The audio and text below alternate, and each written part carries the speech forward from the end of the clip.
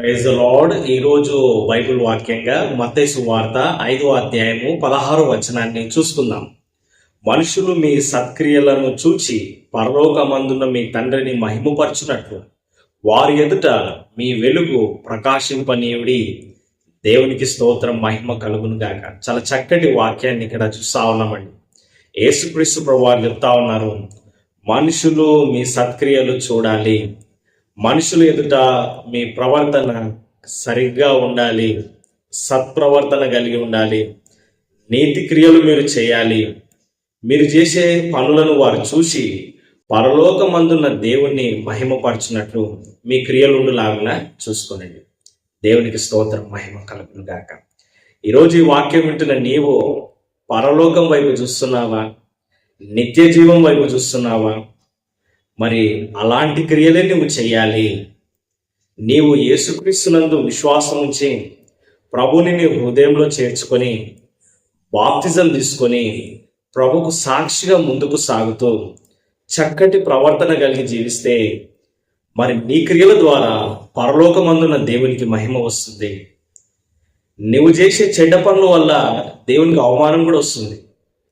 ప్రభువుని నమ్ముకున్నాను అని కొంతమంది చెప్తా ఉన్నారు, కానీ చేసేవన్నీ చెడ్డ పనులే. మోసాలు, అబద్ధాలు కదండి, ఘోరమైన తప్పిదములు కదండి, చెడు కార్యాలు, త్రాగుడు, తిరుగుడు, చెడ్డ పనులు, చెడు స్నేహితులు, అల్లరి చిల్లరిగా తిరగడము, చెడు వ్యసనాలు కలిగి ఉండి వారి క్రియల ద్వారా దేవునికి అవమానం తెస్తున్నారు. ప్రభునందు విశ్వాసం ఉంచడం ఒక గొప్ప విషయమే. యేసుక్రీస్తునందు మరి విశ్వాసం ఉంచి ఆయన మార్గంలో నడుచుకోవడం ఒక ఆశీర్వాదకరమైన విషయము. ప్రభునందు నీవు నూతనంగా జన్మించడము ఒక గొప్ప కార్యమే. కానీ నీ క్రియలు కరెక్ట్గా లేకపోతే దేవునికి మహిమ రాదు. హల్లెలూయా. నీ క్రియలు ఫస్ట్ సరి చేసుకొని తర్వాత ప్రభువుని నమ్ముకో అని నేను చెప్పట్లేదు. మొదట ప్రభునందు విశ్వాసం ఉంచు. మరి నీకు క్రీస్తు తెలియకపోతే క్రీస్తుని తెలుసుకో, నీ హృదయంలో చేర్చుకో, ప్రభునందు విశ్వాసం ఉంచు, బాప్తిజం తీసుకో, ప్రభుకు సాక్షిగా బ్రతుకు. అదేవిధంగా నీ క్రియలను కూడా మార్చుకో. ఎప్పుడైతే యేసుక్రీస్తునందు విశ్వాసం ఉంచినావో పరిశుద్ధాత్మ దేవుడు నీతో ఉంటాడు, నీలో ఉంటాడు. నీవు ప్రార్థన చేస్తున్నప్పుడు ప్రభు నీకు సహాయం చేస్తాడు. నీవు బైబిల్ చదువుతున్నప్పుడు ప్రభు నీతో మాట్లాడతాడు. నీవు ప్రభుతో సహవాసం చేస్తూ, ప్రార్థనలో ప్రభుతో సహవాసం చేస్తూ నీ క్రియలను నువ్వు మార్చుకోవాలి. నీతి క్రియలుగా నీ క్రియలు మారాలి. యేసుక్రీస్తునందు విశ్వాసం ఉంచడం ద్వారా నీకు నిత్య జీవం ఉన్నది కదండి. నీవు పరలోక వారసుగా ఈ లోకంలో ఉన్నావు. కొంతకాలమే ఇక్కడ బ్రతికేది, మంచిదే. అయితే నీ క్రియలు కూడా మారాలి. నీ క్రియల ద్వారా పరలోకమందున్న తండ్రికి మహిమ వచ్చినట్లు వారి ఎదుట నీ మంచి క్రియలు చేయాలి. హల్లెలూయా. అంటే వారు చూస్తున్నారు కదా అని కాదు, వారు చూసినా చూడకపోయినా మంచి కార్యాలు నీవు చేయాలి. వారి ఎదుట నీవు దేవుని మహిమపరచాలి. సువార్త ప్రకటించు, ప్రార్థన చెయ్యి.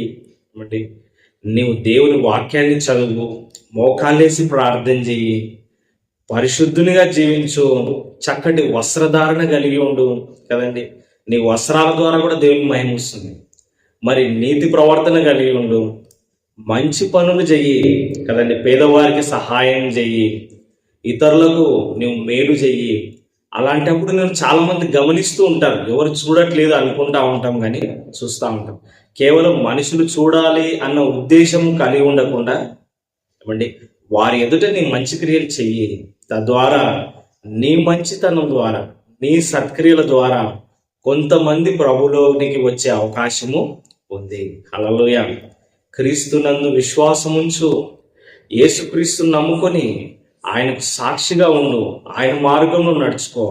ప్రభుని నమ్ముకున్నా అని చెప్తున్న నీవు ఆయనలాగా సత్ప్రవర్తన కలిగి జీవించు. ఈ లోకంలో సరైన ప్రవర్తన నీవు కలిగి ఉంటే పరలోకమందున్న తండ్రికి మహిమ వస్తుంది. నిత్య జీవంలో కూడా నీకు మంచి బహుమానం దేవుడు ఇస్తాడు. ఆమేన్. చిన్న ప్రార్థన. పరిశుద్ధుడైన దేవా, ప్రేమగల తండ్రి, ఈ మాటలు వింటున్న ప్రతి ఒక్క వ్యక్తి కూడా అయ్యా క్రీస్తుని తమ హృదయంలో చేర్చుకొని నీకు సాక్షిగా బ్రతకడానికి సహాయం చేయండి. సత్ప్రవర్తన కలిగి జీవించడానికి సహాయం చేయండి. మనుషుల ఆ సత్ప్రవర్తనను చూసి నిన్ను మహిమపరచులాగున, నీ బిడ్డల యొక్క ప్రవర్తన ఉండులాగున కృప చూపించుమని మా ప్రభును రక్షకుడైన యేసుక్రీస్తు నామములో ప్రార్థించి స్తుతించి అడిగి వేడుకొనిచున్నాం తండ్రి. ఆమేన్. God bless you. నేను పాస్టర్ ఎలీషా అబ్రహాం.